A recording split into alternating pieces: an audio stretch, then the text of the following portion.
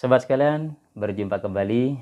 Dukung terus channel ini agar kita bisa terus mengupdate informasi, berita-berita terkini untuk kita analisa bersama-sama dan kita sajikan kepada sobat sekalian. Sobat sekalian, jalan terjal untuk memberangkatkan Anies Baswedan dalam kontestasi pemilihan gubernur di DKI Jakarta kini sudah berada di depan mata. Cukup jelas bagaimana kontestasi yang direncanakan akan bersaing siapa yang akan memimpin DKI Jakarta melalui pilkada pilihan gubernur dan wakil gubernur, di mana Koalisi Indonesia Maju memberangkatkan Ridwan Kamil, mantan Gubernur Jawa Barat, dan Anies Baswedan yang diusung oleh Koalisi Perubahan yang sebelumnya mengusung Anies Baswedan sebagai presiden, kini memberangkatkan Anies sebagai calon Gubernur DKI Jakarta. Namun proses komitmen sepertinya tidak selesai sobat sekalian, sehingga Partai Keadilan Sejahtera, satu-satunya pemenang pemilu di legislatif Provinsi DKI Jakarta, meskipun pemenang pemilu tapi masih belum bisa memberangkatkan sendiri calon gubernur, kali ini merapatkan barisan ke Koalisi Indonesia Maju. Begitu juga dengan PKB. Bahkan disampaikan oleh PKB kalau PKS merapat ke KI, maka PKB juga akan melakukan komunikasi dan merapat kepada Koalisi Indonesia Maju. Sudah disebut oleh Koalisi Indonesia Maju dengan kehadiran PKS, PKB, dan Nasdem, maka Koalisi Indonesia Maju akan berubah menjadi Koalisi Indonesia Maju Plus, sobat sekalian.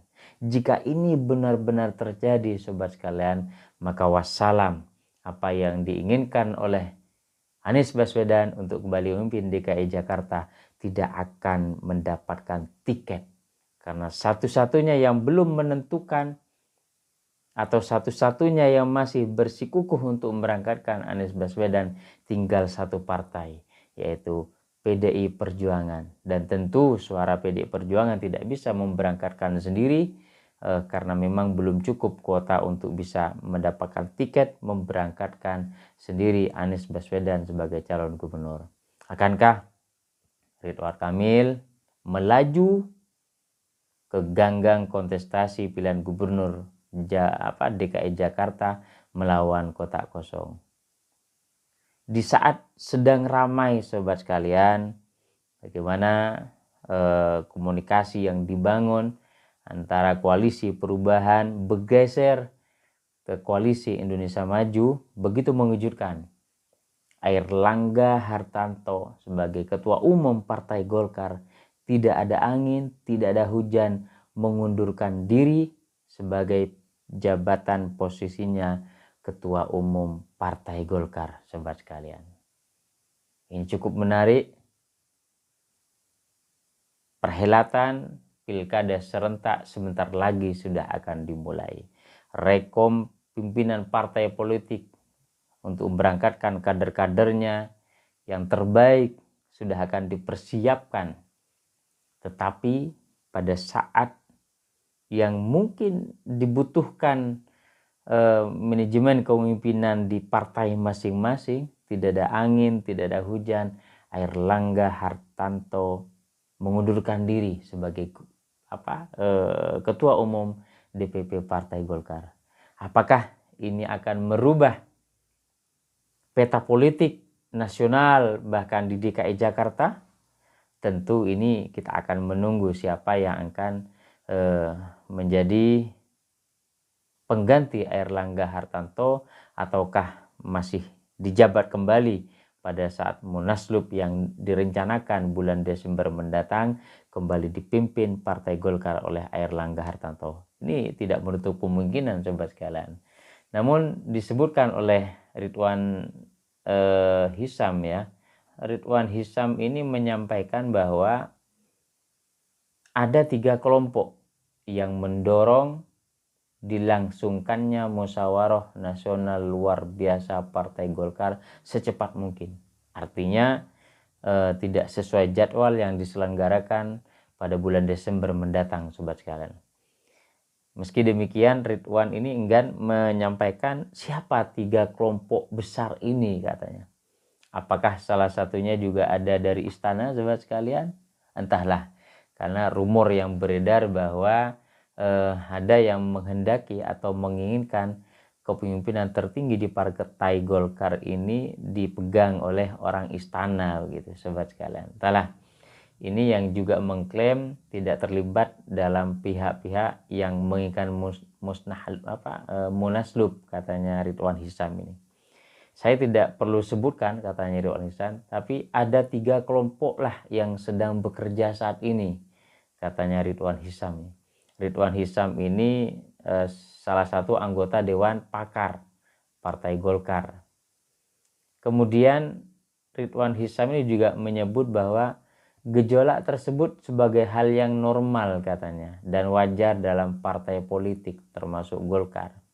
Ya cukup dipahami ya, karena memang gejolak setiap pada suksesi kepemimpinan Partai Golkar di Munaslup itu selalu diwarnai dengan gejolak-gejolak yang cukup menjadi perhatian publik ya di kancah perpolitikan di Indonesia gitu. Sebelumnya juga sebelum Airlangga Hartarto dipimpin oleh Setnov, ketua DPR yang tersandung kasus sehingga kepemimpinan berubah dipegang oleh Airlangga Hartarto. Begitu juga sebelum Setnov, ini juga pada saat kepemimpinan dipegang oleh Setnov waktu itu terjadi juga gejolak di Partai Golkar. Ada 2 kubu waktu itu kalau kita menyimak ya. Jadi nuansa bagaimana ekspektasi pada saat kontestasi pemilihan ketua umum Partai Golkar ini selalu diwarnai dengan gejolak-gejolak ini. Jadi karena sudah sering pada saat Munaslup diselenggarakan, makanya Ridwan Hisam sudah menyampaikan ya wajar dan normal gitu. Karena sering selalu muncul gejolak pada saat Munaslup terjadi gitu, sobat sekalian. Nah, selain itu Ridwan ini menyebut bergulirnya wacana Munaslup ini katanya merupakan imbas manuver Airlangga sendiri katanya. Jadi Airlangga ini disebut melobi sejumlah pengurus Dewan Pimpinan Daerah dan organisasi kemasyarakatan Ormas Partai Golkar agar mendapat dukungan sebagai ketua umum periode berikutnya katanya. Lah, manuver tersebut sudah dilakukan sejak Juni katanya Ridwan Hisam ini. Jadi Ridwan ini menyatakan bahwa manuver Airlangga tersebut membuat iklim internal Partai Golkar ini menjadi memanas menjelang musyawarah nasional Munasnya nanti yang bulan Desember itu. Nah, Airlangga ini sudah menggalang DPD lebih awal sejak Juni. Nah, sehingga ini yang membuat suasana menjadi hangat katanya Ridwan Hisam.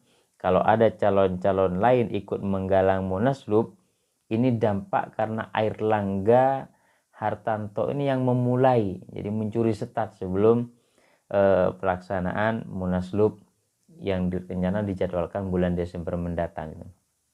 Nah, Ridwan ini menjelaskan bahwa DPD Partai Golkar termasuk Ormas Partai Golkar ini memang ada aturan bahwa dilarang menyampaikan dukungan kepada siapapun sebelum ada kepastian jadwal Munas dari hasil rapat pimpinan nasional, Rapimnasnya, sobat sekalian.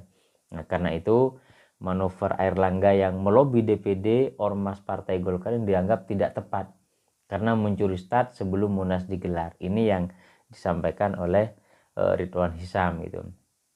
Tetapi lagi-lagi Ridwan Hisam ini menyampaikan bahwa meskipun ada 3 kelompok yang mendorong Munaslup ini segera dilakukan, tetapi mengklaim Ridwan Hisam tidak masuk di kelompok manapun gitu. Kemudian isu tentang Munaslup Golkar ini juga muncul setelah Luhut berkomentar Luhut mempertanyakan apa kesalahan Airlangga Hartarto ini sehingga pihak yang ingin menggelar Munaslup Golkar ini begitu sangat dirasakan untuk segera bagaimana mendorong Munaslup ini segera dilaksanakan di awal gitu, lebih awal gitu. Jadi apa salahnya ketua umum Golkar ini, katanya siapa, Pak Luhut ini ya, karena di kabinet sama-sama dengan dia melaksanakan tugasnya dengan baik, katanya Pak Luhut ini. Jadi cukup prestasi lah. Jadi apa yang harus diberikan kepada Airlangga Hartarto, sebuah kesalahan-kesalahan sehingga diminta untuk mundur dari Partai Golkar. Namun begitu yang disampaikan oleh Airlangga Hartarto tidak ada persoalan apapun, jadi murni memang Airlangga Hartarto sendiri yang menyampaikan mengundurkan diri dari Ketua Umum Partai Golkar karena ingin menyelesaikan stabilitas bagaimana proses perpindahan pemerintahan saat ini ke pemerintahan berikutnya. Sobat sekalian, apakah peta politik akan segera berubah ataukah dipastikan Ridwan Kamil tetap melaju melenggang di kontestasi Pilkada DKI Jakarta, pemilihan gubernur DKI Jakarta melawan Kota Kosong, ataukah Anies Baswedan akan tetap berdiri kokoh sebagai calon gubernur yang diusung oleh PDI Perjuangan dan kembali diusung oleh PKS dan Partai Perubahan, ataukah perjalanan Anies untuk kembali mengikuti kontestasi pada pemilihan gubernur DKI Jakarta benar-benar kandas di awal sebelum proses pendaftaran dimulai. Sampai berjumpa di episode berikutnya. Wassalamualaikum warahmatullahi wabarakatuh.